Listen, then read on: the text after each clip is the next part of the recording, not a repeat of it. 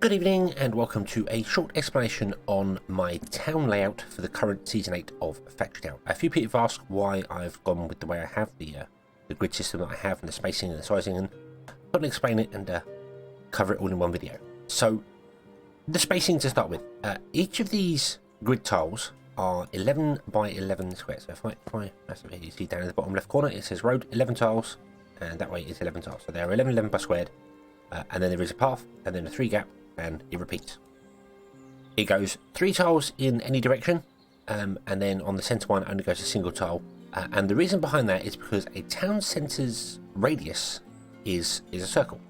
So when you upgrade the town centre all the way to maximum, every last block gets covered.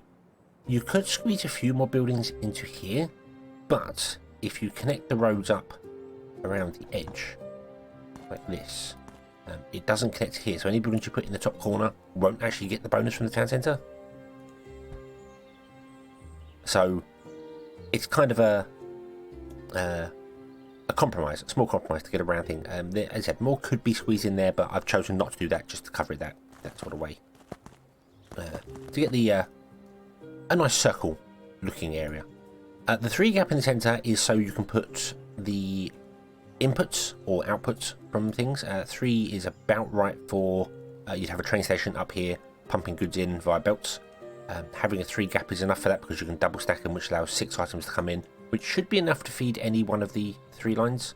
And then obviously you've got one here as well, and another one on the end should you need it. This would obviously be 4 times. It's only 1/4 of the quadrant. It would be 4 times around, so a station delivering belts along this line here would go all the way through down to this side here. The reason having 11 tiles in between is for spacing. Pretty much every building in Factory Town is 3 by 3. There's a few exceptions: the well, the silo, the crate, and the Omni Temple is a larger one, but pretty much every building is a 3 by 3. And if you take a lumber yard, for instance, you can fit 3 of them in with a gap in between. Now you want a gap in between so you can move goods between. You want to put belts in between them.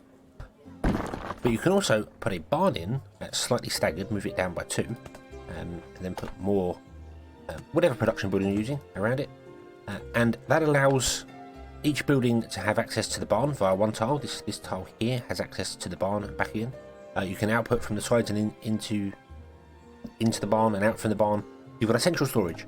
Also, the town's influence, the town centre's influence, doesn't actually hit the centre tiles, so you don't want to put any production buildings in there. You want the production buildings around the outside. So having a barn for storage in the centre makes perfect sense. For my playthrough, I also use packages. They fit to the side like this, and allow you to have inputs and outputs. I stack them, double stack them high. So if I just get rid of the icon of that one there, and put in out here, stacking them double high. In order to get up to there, you need at least a 3 gap to get from the highest point of the barn to the lowest point of here. You need it to raise up. That just gives you a little bit of leeway. Well, I think you can do it in 2 gaps, but with 2 spaces, but I did it with 3, so it allows you to output from the bottom nice and easily into there. And also you have space around for houses, because houses are important. Houses are the things that actually give the bonuses to the buildings. So you see, if I massive here, you'll see one of them buildings start highlighting blue as I move up closer, and then as you get closer to them, because the house is attached to them, the buildings gain a happiness bonus from the whole area. It's not so important here where it's close to the base because they get it, but out here on the sides, right near the edges, especially when you haven't upgraded the town centre fully, you want to put the houses as close to the town centre as possible, so it's giving the bonuses to all the buildings in the area.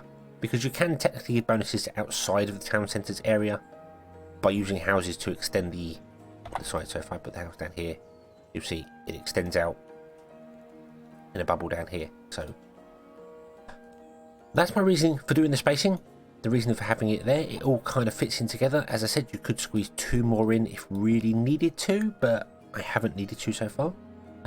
Hopefully that all makes sense, and it also looks pretty good when you put the 4 into the area.